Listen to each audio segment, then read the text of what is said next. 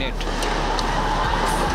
বৈষম্য বিরোধী আন্দোলন চলাকালীন রাজধানীর মিরপুরে গুলিতে বিএনপি কর্মী মাহফুজ আলম শ্রাবণ হত্যার অভিযোগে মার্কেটিং ও বিজ্ঞাপন সংস্থা এশিয়াটিক 360-র ব্যবস্থাপনা পরিচালক অভিনেতা ইরেশ জাকির সহ 408 জনকে আসামি করে মামলা দায়ের করা হয়েছে।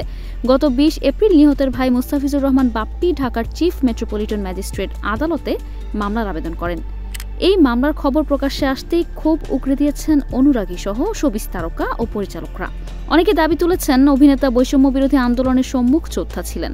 এরপরও অভিনেতার বিরুদ্ধে হত্যা মামলা হওয়ায় হতাশা প্রকাশ করেছেন তারা। এমনকি সংস্কৃতি উপদেষ্টা মোস্তফা সরোয়ার ফারুকীও বিষয়টি নিয়ে কথা বলেছেন।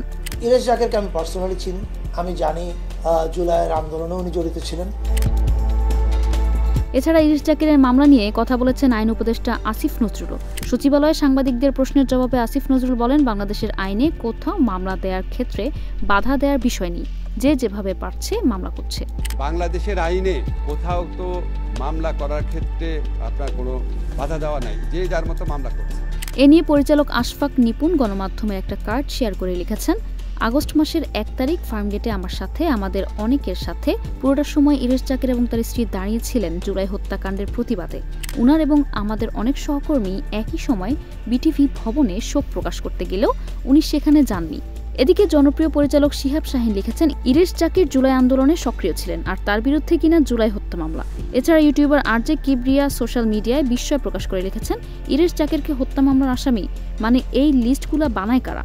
এরা কি আসলে চায় জুলাই অপরাধীদের বিচার হোক? কাজে কর্মে তো মনে হচ্ছে না। অপরদিকে অভিনেত্রী বাঁধনও এক দীর্ঘ পোস্ট করেছেন সোশ্যাল মিডিয়ায়, যার একটি অংশে তিনি লিখেছেন, আজ ইরেশকে হেনস্থার শিকার হতে দেখে হৃদয় ভেঙে যাচ্ছে। এটা আমাদের জন্য নতুন কিছু নয়, আমরা এর আগেও দেখেছি যারা সাহস করে সত্যের পক্ষে দাঁড়িয়েছে তাদের কি পরিণতি হয়েছে।